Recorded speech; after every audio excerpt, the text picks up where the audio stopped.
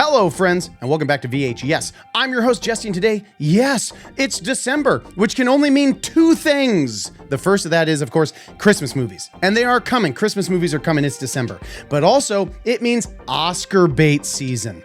All those movies that are trying to vie for the Oscars are going to start coming out, a lot of the prestige movies. And perhaps Is This Thing On is going to be one of those. Why do I say that? Well, it is written and directed by Bradley Cooper.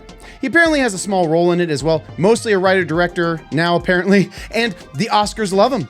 So we're definitely taking a shot here, Brad. Also, we're talking about Will Arnett in the starring role, a comedian doing potentially a dramatic turn to finally get the recognition he deserves as an actor at the Oscars. It's first time for everything. I've never seen that before, but hey, good luck to him. And then, of course, Laura Dern. Laura Dern is absolute Hollywood royalty. I love her so much.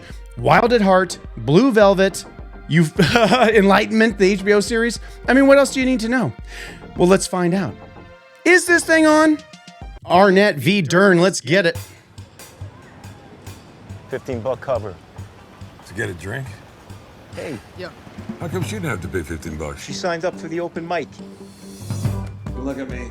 I kind of look like the guy who tells you the Ferris wheel doesn't work at the amusement park. Okay, we got good people here already. Touches Magic the Gathering cards. I'm gonna shake it up tonight. So let's put your hands together for Alex Novak. This is actually The Cellar in New York, famously. Oh, God, this is nightmare fuel. I think I'm getting a divorce. Dying in What an tipped open me mic. off was that I'm living in an apartment on my own, and my wife and kids don't live there. That was probably the biggest clue. Okay. What is the problem? I don't know. It's complicated. You don't have to tell me that. I guess we just All-time slowly classic grew away track from for each trailers. other. You two have Here's always Laura. been very different. And you and Dad are twins? Your father is an immigrant to this country. I know that. And I've always been a woman who wants the taste of the exotic. Jesus, Mom. Getting a divorce. You cheated. No. You didn't cheat and you get a divorce? Oh, that's some white guy shit. I've been doing stand-up. Is it like a hobby? Well, I'm not gonna There's quit Brad. my job and go on tour. It's just it's something I look forward to. Hey, listen, do you mind if I drop them off here for a couple hours? Don't ambush me like this in front of the boys. You suck. You suck. Give it up for me. I'm doing great. I'm paying rent on a shitty apartment and They're already great mortgage together. for a house that I don't even live in anymore. So I'm the only one who doesn't know about this? She's mad about the stand-up I now? have goals this year I want to achieve. Do you have goals, Dad? Oh, of course I do. You knew I was struggling. You left me alone. I left you alone? You checked out? I was unhappy in our marriage. I wasn't unhappy with our marriage. Man, I wish I had a punchline. What I like Ooh, you got me in the is you're feels. so innocent. You're not naive, you're innocent. You are good. I mean, you're bad at stand-up, but you're good. You have a good heart. All right, you got me. Okay, Kramer versus stand-up comedy. I'm ready. They got me in the feels there a little bit. I mean, Will Arnett is nothing if not emotionally very compelling. Laura Dern is just so watchable in everything she does and so human that I think the two of them is great. I was actually excited at the idea of a divorce movie, which seems weird. We just don't do that many of them. We do a lot of like loners finding happiness at the end of life kind of movies, but not a lot just dealing with the divorce. Mrs. Doubtfire, a classic divorce movie. Of course, I brought up Kramer versus Kramer, maybe the OG divorce movie. There's a lot of room to play there. Not to get too deep, I'm a child of divorce. I've lived with it my whole life. So I can definitely tell you there's a rich tableau there to play with. And Will Arnett looks great.